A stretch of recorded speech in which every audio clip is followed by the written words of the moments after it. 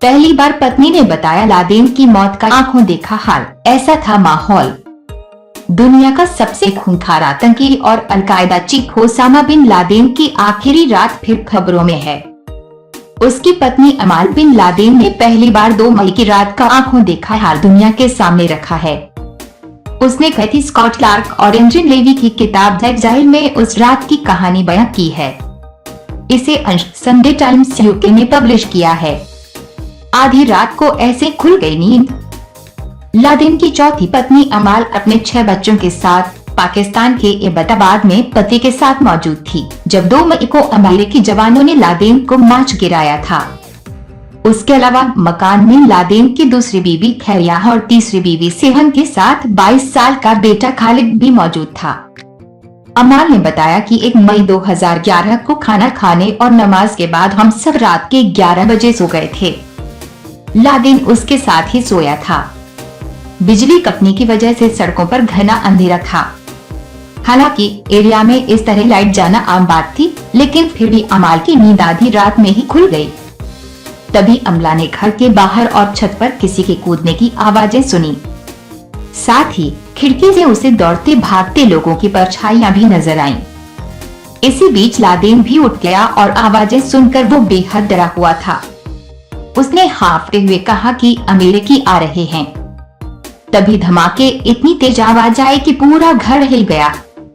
अमाल ने बताया कि उन्होंने एक दूसरे का हाथ पकड़ा और बालकनी में पहुंचे, लेकिन अंधेरी रात के चलते कुछ भी देख पाना नामुमकिन था। घर के नीचे मौजूद थी नेवी सील की टीम। लादेन और उसकी पत्नी की नजरों से दूर यूएस मिलिट्री के ब्लैक हॉक्स हेलीकॉप्टर और 24 नेवी सील के अफसर नीचे लॉन और कंपाउंड में मौजूद थे। तीसरी पत्नी सेहन और बेटा खालिद ऊपर दूसरी बैल्कनी में खड़े देख रहे थे कि अमेरिकी जवान उन तक पहुंचने की तैयारी में हैं। लादेन ने तुरंत बेटे को बुलाया और खालिद हाथ में एक एल उठाकर चल दिया। हालांकि अमाल जानती थी कि उसने 13 साल की उम्र से गोली नहीं चलाई है। इधर अमाल और सेहन धमाके की आवाजें सुनकर रो रहे बच्चों को चुप कराने लगी। इसके बाद सभी बच्चों को लेकर वो दोनों सबसे ऊपर की फ्लोर पर पहुंच गईं। इसी दौरान जोरदार ब्लास्ट की आवाज आई। सील के अफसर घर का मेन गेट उड़ा चुके थे। घबराए लादेन ने कहा कि वो मुझे मारना चाहते हैं, तुम सबको नहीं। उसने अपने परिवार को नीचे जाने के लिए कहा। इसके बाद तीसरी पत्नी सेहन और बेटा खालिद सीढ़ियों से नीचे उतर गए, लेकिन सबसे बड़ी बेटी मरियम और सुमाया बालकनी में ही छिपी रहीं। लादेन नहीं उतरा नीचे।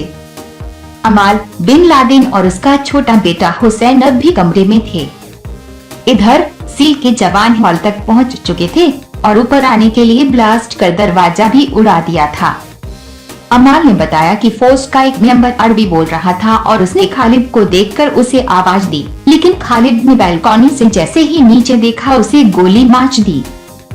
सुमाया और मरियम सील के जवानों से भागने की कोशिश में ही थी, लेकिन अरबी बोल रहे जवान ने उन्हें पकड़ लिया और दीवार की तरफ धकेल दिया। सील अफसर रॉबर्टो ने लादेन के कमरे में दाखिल हुआ। अमाल लादेन के सामने खड़ी हुई थी। तभी अंदर घुस रहे दूसरे सील अफसर ने अमाल को गोली मारी। अमाल दर्द से तड़पकर बेड पर गिर गई और ऐसा दिखाने की कोशिश करने लगी जैसे उसकी जान निकल गई है। इसके बाद एक के बाद एक नेवी सील के जवान कमरे में घुसे और लादेन पर ताबड़तोड़ गोलियां चलाईं। इस घटना के चश्मदीद लादेन के छोटे बेटे हुसैन को सील ने पकड़ लिया और उसके चेहरे पर पानी फेंका। बेटियों से कराई लादेन की पहचान। इसके बाद सील ने बेटी मरियम और सुमाया को पकड़ा और लादेन की डेड बॉडी के पास लेकर उसकी पहचान करने के लिए बोला। पहले मरियम ने लादेन का नाम नहीं बताया, लेकिन कभी सुमाया ने उसे टोकते हुए कहा कि इन्हें सच्चाई बताओ, ये कोई पाकिस्तानी नहीं है। फिर मरियम ने बताया कि ये मेरे पिता ओसामा बिन लादेन हैं। अमाल के मुताबिक इन सब के बाद भी 11 साल की बेटी साफिया बालकनी में छिपी बैठी, जिसे काफी बाद में सील अफसर पकड़ सके। सील अफसरों ने इसके बाद साफिया से भी लादेन की पहचान करवाई। साफिया जोर जोर से रो रही थी और उसने रोते हुए ही बोला कि ये मेरे पिता है। इसके बाद खैरिया को पकड़कर सील के अफसरों ने उससे भी लादेन की पहचान करवाई। फिर अरबी बोलने वाले सी अफसर ने कहा कि बच्चे और बूढ़ी महिला दोनों ने कंफर्म कर दिया है। लादेन की बॉडी ले गए साथ। इसके बाद फोर्स लादेन की डेड बॉडी को घसीटते हुए सीढ़ियों से नीचे ले गई।